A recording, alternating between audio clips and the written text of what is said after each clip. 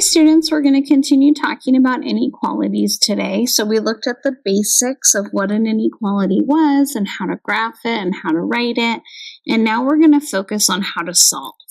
We're going to jump right into two-step inequalities. And that's because the process for solving an inequality is exactly the same as an equation. All the steps are the same. So when we're looking at a two-step inequality, we're going to look for that variable. We're going to try to get that variable all by itself. And we're going to start by getting rid of any addition or subtraction that we see. And then we're going to get rid of multiplication or division. Now, when we get to the multiplication or division, there's one little tiny thing that we're going to need to think about and be careful of. So that's the one step where there is just like a caution sign that we want to make sure we're thinking about. And other than that, it's exactly the same as an equation. So it's just more practice of what we've already been doing. So I want to talk a little bit about those inequalities. I want to remind us that an open circle means that the number is not part of the solution. And that's when we're talking about open circles, those are going to be our greater than and less than symbols. When we look at a closed circle, remember we talked about closed circles, and that means the number is a solution. And so we see closed circles with our less than or equal to and our greater than or equal to signs. So we just want to make sure we're focusing on that. All right, so let's take a look. So just like we did with equations, it is helpful to kind of draw that line down the two sides of the equation, or the inequality in this case. And we can see that we've got both division happening right here, and we also have addition. So we're going to get rid of both of those. So this is going to be a two-step inequality. And the first thing we're going to get rid of is the addition. So the opposite of addition is subtraction. We're going to subtract 5 on both sides. So again, those negative numbers keep coming into play. They're so important. -4 minus 5 is -9. We're going to bring down that inequality symbol. Our 5s are gone. We got rid of them, and we bring down a divided by 3. So now we're looking at that division sign. Remember, a fraction bar is just a division sign, and we're going to do the opposite of division. And the opposite of division is multiplication. So we're going to multiply both sides by 3. Now, I wrote it like a fraction here because a division sign looks like a fraction, and now I can see that I'm just cross-canceling.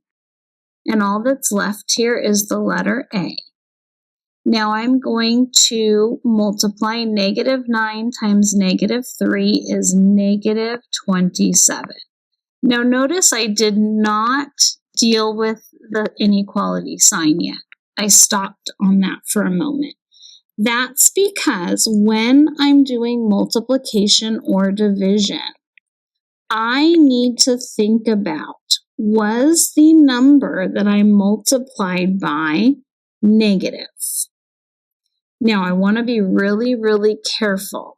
I'm looking at the number that I multiplied by on both sides. Is that blue number negative? So if it is not negative, then all I have to do is bring the symbol straight down. Now, if it was negative, then I have a special step I need to take, and we're going to do one that has a negative in it coming up in just a second. Okay, so let's look at another problem. All right, so here we go. We've got our inequality. It's a two-step inequality. I see multiplication and I see subtraction. So I'm going to get rid of the subtraction first. The opposite of subtraction is addition. And I'm going to add 6 to both sides of my inequality. So the 6's cancel out. I bring everything that's still there, negative 8b, down. I bring the inequality symbol down, and 48 plus 6 is 54. Okay, now I'm going to go ahead. Now I'm going to go ahead and deal with the multiplication. So we can see that we've got negative 8 multiplied by b. And the opposite of multiplication is division. So I'm going to divide both sides. This is where I need to be really careful by my coefficient. And my coefficient is negative 8. So I'm going to be dividing both sides by negative 8. Okay? So negative 8 divided by negative 8 cancels out. I'm going to bring down my b. Now, some of you are going, wait a minute, that doesn't divide nicely. That's okay. Sometimes our answers end up becoming decimals and fractions. That's just real life. Numbers don't always divide up evenly. So again, a positive divided by a negative is a negative. And then 8 goes into 54. We would say 6 times would be 48. So we'd have 6 and 6/8, which we could also reduce. 6/8 could become 3/4. So 6 and 3/4. Now I'm almost done. Now comes the tricky part. I need to look at the number that I divided by. Was that number negative? This time the answer is yes. If you say yes, you need to flip the inequality symbol. So instead of my inequality symbol being a less than, it's going to be a greater than or equal to. So that's the tricky part for inequalities. If you multiply or divide by a negative, you have to flip the sign.